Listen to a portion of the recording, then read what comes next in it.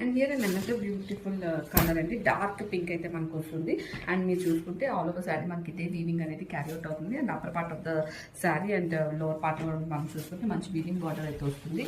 And here is the పళ్ళు with tassels. And blouse వచ్చేసరికి మనకి రన్నింగ్ బ్లౌజ్ విత్ బార్డర్ అనేది పేరప్ చేసేసారు. అండ్ ఆల్ ఓవర్ శారీ మనం చూసుకుంటే ఇదే వీవింగ్ అనేది త్రూ అవుట్ ద శారీ మనం చూడొచ్చండి. వెరీ ప్రీమియం శారీస్ అండ్ మంచి క్వాలిటీ శారీస్ అండి ఇవి. ఏదైనా బ్యూటిఫుల్ షేడ్ అంటే పీకాక్ బ్లూ అయితే మనకు వస్తుంది. అండ్ ఆల్ ఓవర్ సారీ మనం చూసుకుంటే మంచి ఇంట్రిగేట్ ఫ్లోరల్ వీవింగ్తో అయితే మనకి ఇచ్చేస్తారు.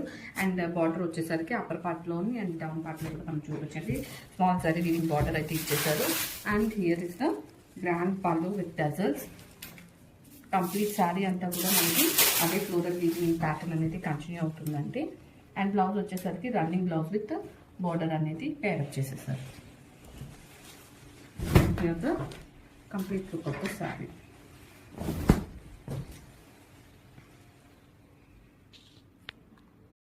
ఏదైనా అనేది బ్యూటిఫుల్ షేడ్ అండి, కాఫీ బ్రౌన్ అయితే మనకు వస్తుంది. అండ్ ఈ కాఫీ బ్రౌన్ మీద కూడా చూడండి ఎంత ఎక్సలెంట్గా అయితే వర్క్ కనిపిస్తుంది.